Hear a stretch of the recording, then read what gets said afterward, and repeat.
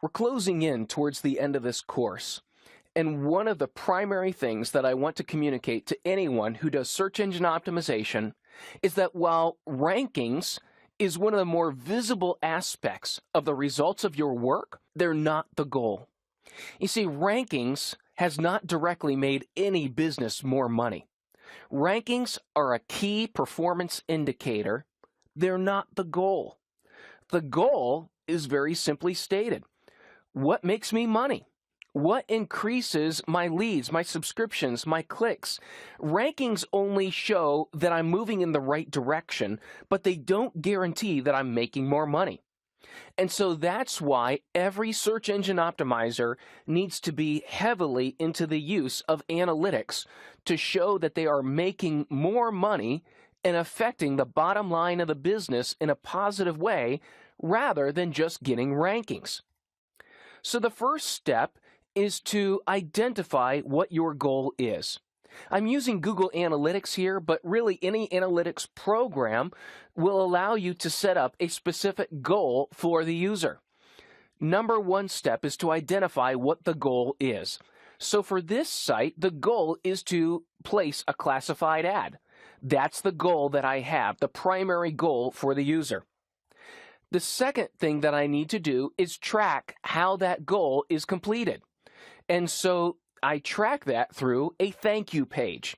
Every person that fills out a classified ad and then submits it and pays gets a thank you page. And every time that thank you page shows up, that lets me know that someone has met the goal.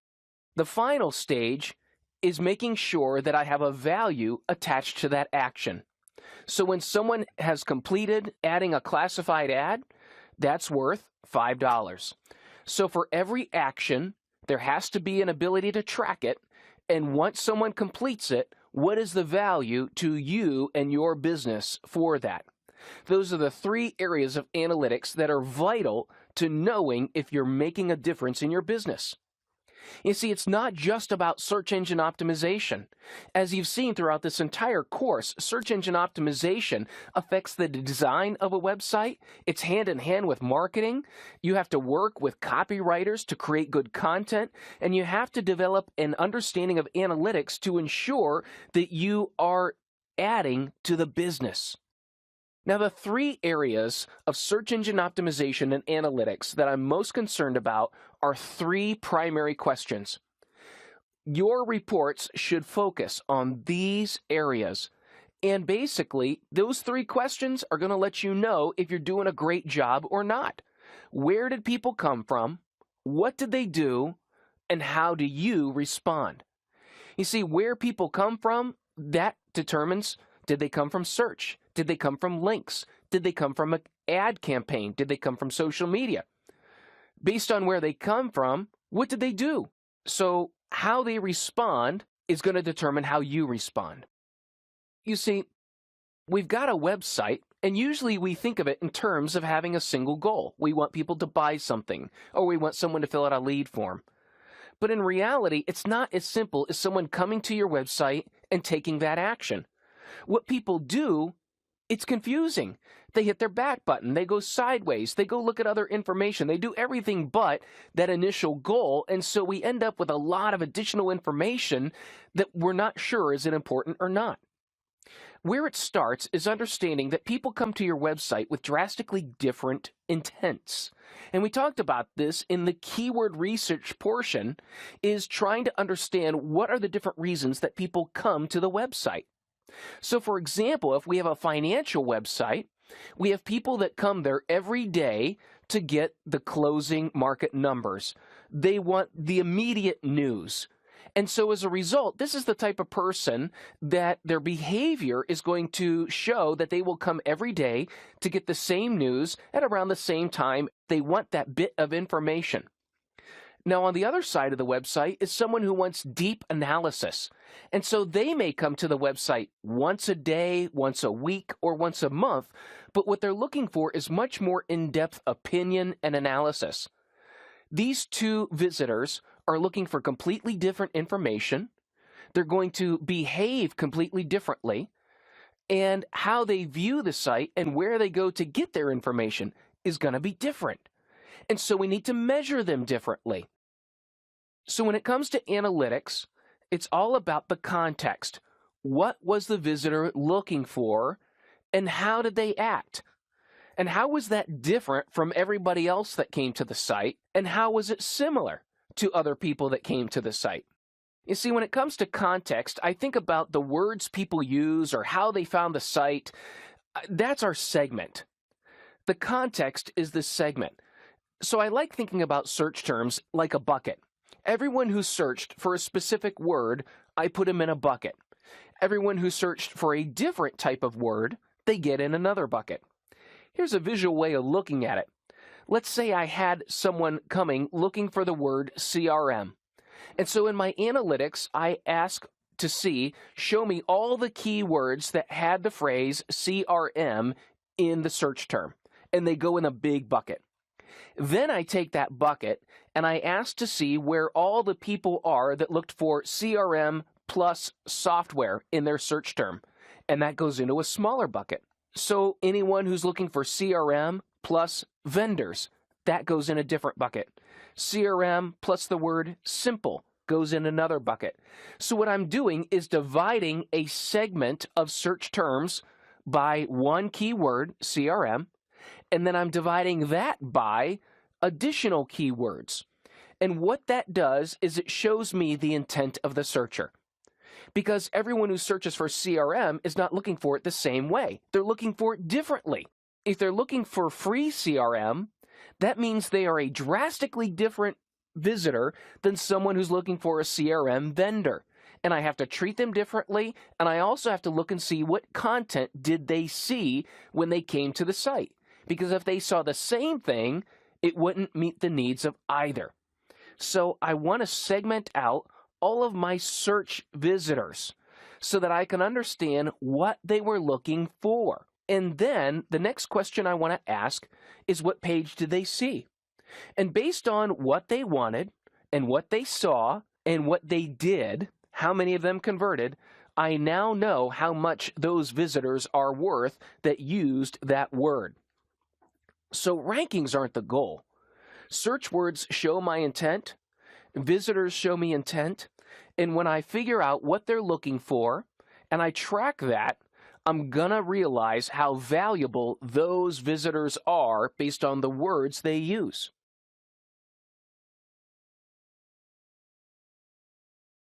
Now, when it comes to value, it's not just search terms that provide value. There are many actions on a website, many things that can reflect value. Now, let's go back to our equation that we used before, and let's look at what our primary goals are, those that give us revenue, those that lead to revenue, and those that will eventually provide value in the future or reinforce our brand. And so we want to look at our segments in that thinking that visitors who searched for this word, and that's what we talked about in the lesson of segmentation. People who search for different words show different intent. We can measure those words and find different intent and compare the value. We can also look at what page they entered on, and we're going to explore that. But right now, we're going to look at the conversion and figure out what did they do and how much does that benefit me. What I like to develop is what's called an opportunity analysis. See, when we start evaluating a website, one of the things we want to know is how many visitors are coming to the site, maybe on a monthly or an annual basis, and what's the average conversion rate for that time, what was the revenue, and what's the average sale. Those four numbers should give you a good idea of where your business is at just by looking at the averages. And so the opportunity is, if I increase the amount of visitors to the website, it will affect my sales based on that conversion rate. So if I add 10% more visitors, then my conversion rate, if it stays at that 1.58%, then I will increase my revenue. However, if I want to double my revenue, that means I need to double the amount of visitors. That means I need to rank for enough terms. I need to have enough long-tail terms to go from 50,000 visitors to 100,000 visitors in order to double my sales. That's a lot of work, and it's going to take a long time. Now, also what I can do, instead of just increasing the amount of visitors, is I can increase my conversion rate. I can make it easier for people to do what I want them to do on the website. And even if I just increase the conversion rate from 1.58%. Now, what I want you to understand is that means that less than 2 out of 100 people do what I want them to do. And so let's say I increase the conversion rate to 3%, and that's 3 out of 100 people do what I want them to do. I can double my sales.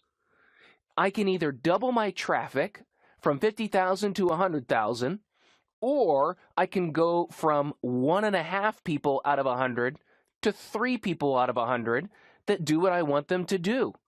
And what happens is I can double my sales by both increasing my traffic and making my site easier to use. And if I do both, well, that's the sweet spot. That's where we're increasing the amount of visitors coming to the site, and we're making it easier for them to use.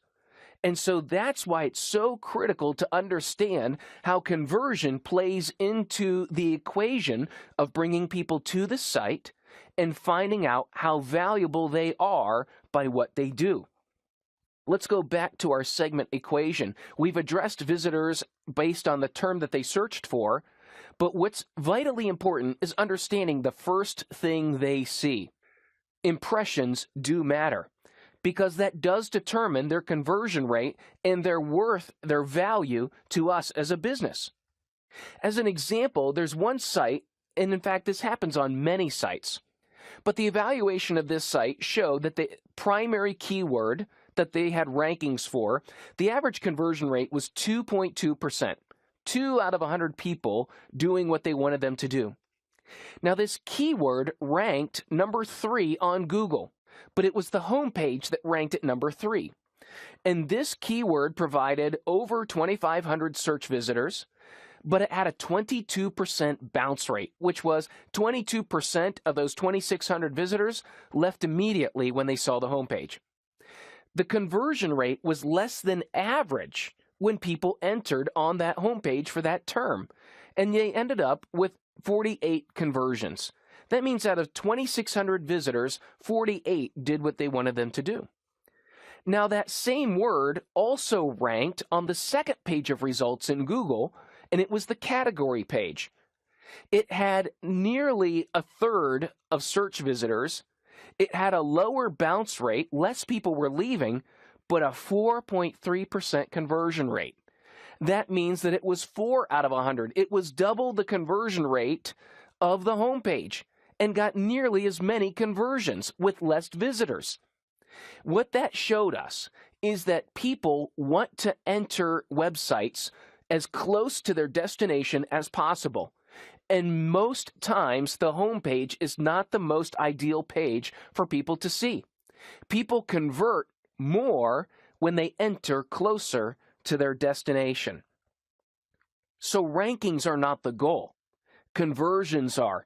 Understanding the intent of your searcher, understanding the goals that you have, and tracking those goals for the visitor, and assigning value to each of those goals can help you understand what you need to do to make a better experience for your visitor.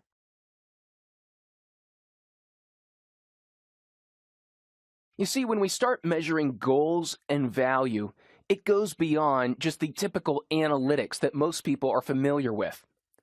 You see, most people look at an analytics report and they see a bunch of charts and graphs and visitors and average visitors. You see, that doesn't tell the story. When we see a number like 200,000 visitors, what does it really mean? Is that good? Is it bad? You know what? It's neither good nor bad. That's data.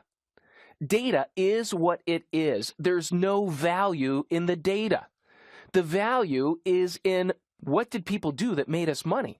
This number does not show us that. And even still, people insist on including these numbers in their analytics because they look important, but they're really not. Even an average time on site of 6 minutes, what did that do?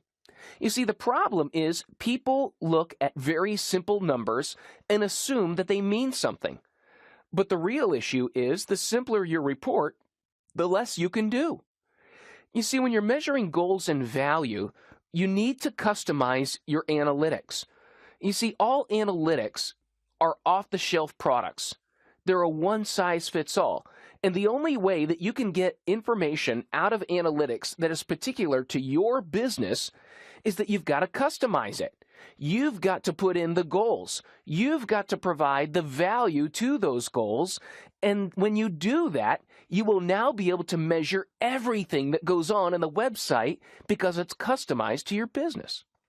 The more you analyze, the more goals that you have, the more you are tracking things that are going on in the website, the better analysis you're going to be able to have, and the more specific action you're going to be able to take as a result. Here's a great example that for one company, we analyzed a specific segment. The segment was people that were searching for maps. Now, there was probably 40 or 50 total segments of visitors that were coming to the site. Maps was the one we identified because it was getting a significantly high amount of visitors for a very short period of time.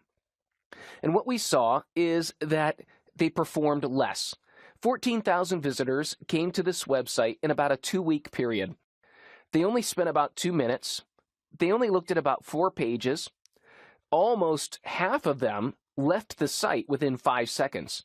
And what we saw is that only 5%, 800 of them, entered at a map page. And only 67 out of 14,300 visitors did what we wanted them to do. Well, we went back to the keyword analysis to find out how are people searching for maps, what words are important to them, and what were they looking for specifically. Then we went and looked at, well, when are they searching for different terms? What terms are they using at different times of the year?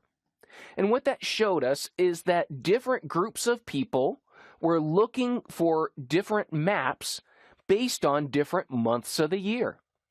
And so what that resulted in was creating a page that was all about maps and reinforcing that through the design of the page, and then also rotating the predominant maps through the page based on the time of year and when people were searching for them. The result was 2 years later, we increased the amount of visitors in that same 2-week period from 14,000 to over 40,000. On average, they were spending 4 more minutes and looking at more pages.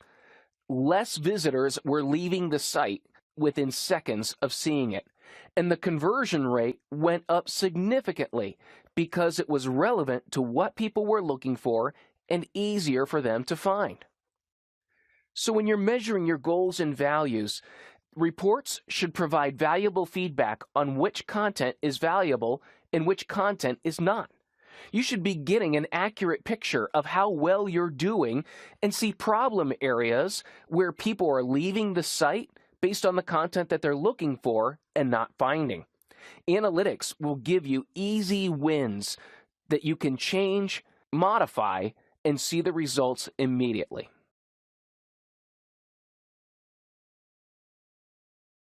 Now let's take a look at ranking reports. These are one of the things that as an SEO you're going to be asked to produce, especially if you're working in a company, and it also shows how well you're doing. We looked earlier in the lesson on search engine webmaster tools that you can get in there and see what words are ranking and how they're appearing. But one of the things I'd like to get across is that ranking reports are fairly extinct. Doing a report just to find out where your website ranks and getting that number, it's already out of date by the time you've run it. The biggest reason is you don't have anything to compare it to. You're ranking number 3 for that term, but where? For what? Compared to what?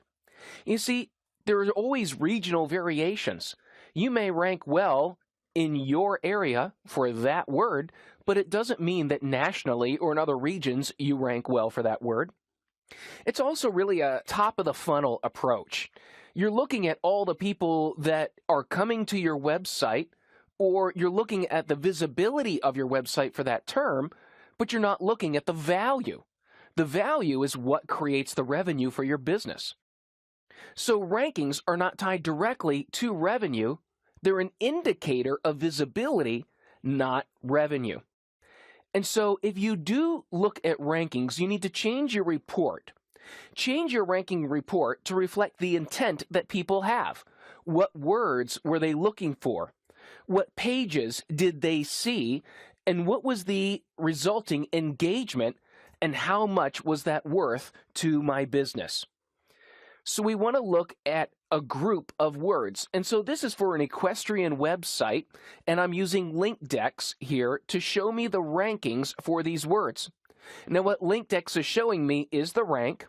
It's also showing me the amount of visits I got for that keyword and Google's average monthly searches. Now this is a good report in that it shows me if I have a very good ranking, such as ladies' breeches at number 2, and I got one visit from that number 2 ranking, but Google is showing me that only 170 people searched for that phrase in that same time period. Is it really worth trying to improve my ranking from number 2 to number 1 if only 170 people are looking and one clicked on my number 2 result? I could probably modify the description or the page title, but what this is showing me is the opportunity. Is it worth the time I put in for the resulting opportunity? Maybe not. Now, in Google Analytics, I can go in and I can see which keywords produced revenue. And I can see which words presented more value to the business than other words. I can see one keyword that may have resulted in hundreds of dollars of revenue, or I can see keywords that bring more people and more revenue to the site. You see, it's all a matter of what your business is running on and what means something to you. And so I can look for all of my words that contain the word breach. I can see that I have a 3.7% conversion rate and that every visitor that comes is worth about $4.35.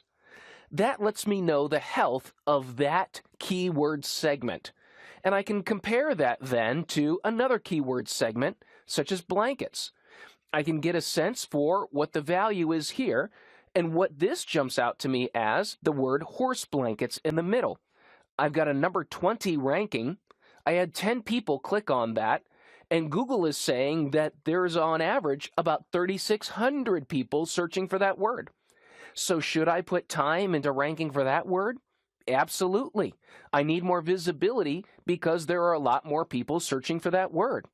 And when I look overall at my segment for the word blanket, I see that I'm in a little bit lower conversion rate and a lower goal value. So I can focus my time here knowing that I'm going to get value for my effort because I'm already gaining value, and increased visibility will result in more value. Also, something that I love looking at in these reports is the difference between singular versions of a word and plural versions. You see, horse blankets, the plural version, brought over 500 people to the website, but only at a 0.5% conversion rate. So that means those 500 people were worth 67 cents each in revenue. However, horse blanket singular brought 68 people to the website. Nearly 4.5% of them bought. Those 68 people were worth over $5 a visit. And when I look at my ranking report, I see that both terms rank number 20. So it is worth it to me to focus attention actually on both, but knowing the singular version is worth much more per visitor than the other term. And that's where statements of value can really help direct your search engine optimization campaign. You can measure different content groups, compare the value, and identify the opportunities that are there. Be aware of singular and plural words and the difference of value that they have inherent in them.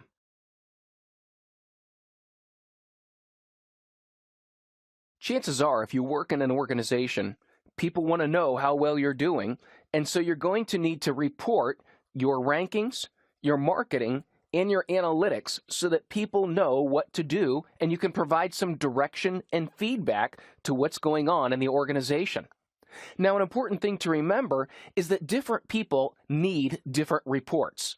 And so you just can't give the same report to everybody because they're not looking for the same information. You need to communicate specifically what information is necessary to the right person. And so you need to communicate with those people that you are providing reports to find out what information is critical to helping them do their job better. So first, let's start with the CEO report. When I'm developing a report for a CEO, I like to make it short and simple. I show just the facts, and I also show a comparison to the last report and also to the last year or to the last similar time period and how things have progressed. If you haven't progressed, you also need to be truthful and show where things have not exceeded expectations or maybe fallen. That will help your credibility. Make sure the report is simple and to the point and communicates the bottom line message that you want to get across. For a CEO, the one report that I always will show them is a channel report. The channel report lets them know how all of their online marketing is doing in comparison with one another. So I can look at my organic rankings. My SEO campaign is bringing the most amount of visitors, the most amount of revenue. The conversion rate comparatively is not as high as some others, but it's respectable, and it has a very high average value per visit compared to the other channels. My cost per click or pay per click campaign still brings in a good amount of people, a good amount of revenue, and the per visit value is lower because it does cost more to run that campaign. People who type in the website directly, well, there are people who already know about us. And so we're getting some good revenue, a high value based off of that. And our shopping search feed for an e-commerce site brings in not as many visitors, but is a high value and a high revenue generator.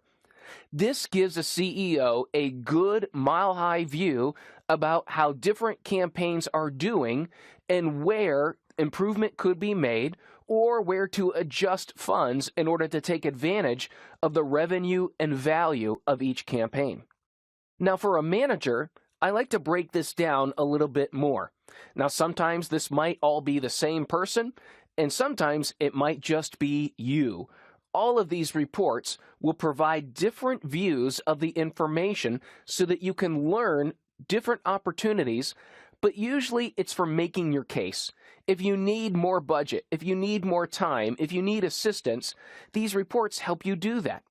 So for a manager, what I'm going to show them are all the conversion points on the website and the total value that was generated by hitting all of those conversion points. The next report is a segment report.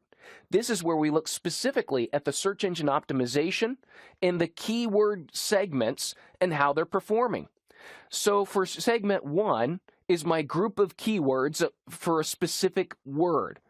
I look at my conversion rate for that segment, the bounce rate, the value per visitor, the average profit margin if you're doing e-commerce, and the average ranking for those words. So if you have maybe 20 or 30 words in that segment, average out the average ranking, because what that will provide then is an immediate look at what action can be taken. In my number 2 segment, I've got a great profit margin and a great conversion rate, but my average ranking is very low.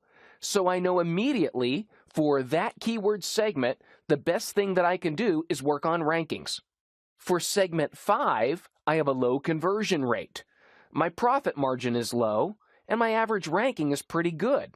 So even with that good visibility in the rankings, I have a low conversion rate and a low profit margin. That's going to go to the bottom of my list because segment number 6 has a great conversion rate, has a great profit margin, but low rankings. So I want to focus my time there. I also do a return on investment report. One thing I always want to know is how much money I'm making based on how much I'm spending. I want to do a dollar for dollar marketing report that for every dollar I spend in search engine optimization, what am I getting as a result? I also do the same thing for every dollar that I'm spending in pay-per-click marketing, what am I getting in result? So we generated this report for managers that are doing both paid and non-paid so that they can compare the cost and the revenue from each campaign. Sometimes what we find is the pay-per-click campaign is actually costing money, that for every dollar that was spent, they were only making 23 cents. But in SEO, for every dollar they were spending in SEO, they were making over $3, nearly $4 in revenue. And so this is a great report to let people know if they're spending their money in the right places to get the most out of it. The action report is for those people that are doing the day-to-day items that need the extra detail and instruction for what am I going to do that day. This is where analytics really excels in being able to find out what am I doing to get new customers, compare them to old customers. How was the activity different today than it was last week or last month? What is selling better now than in other times? So comparison is always important to do, and it's always vital to compare like timetables, such as this month compared to this month last year, rather than month to month, because the trends are not always the same. This is where I like doing a report that's called the pivot table in Google Analytics, because based on the goal, based on what search engine, based on the keyword, the landing page, and the value. If you remember the equation that I presented earlier, I want to know what word did someone use, what page did they see, and what was the conversion rate, and what was their ultimate value. This report shows me all of that information, and what it shows me is that my number 4 keyword is only worth 16 cents per visit, whereas my number 6 keyword is worth almost $7 per visit. So where am I going to focus my time in gaining rankings and getting more visitors for a specific word? Exactly. I'm going to focus my time on the word that provides the most amount of revenue, because that way I can show that I am bringing more money to the bottom line of the business. So always report according to the business goals. Make sure that you interview those people that are involved in the organization that you have to report to. Make sure your reports answer the questions that they have. And you can only do that by asking questions. I find the best SEOs that justify their position as well as bring value to the organization are great at asking questions. Make sure that your reports always show revenue. You are the source of giving people the knowledge they need to do their job better.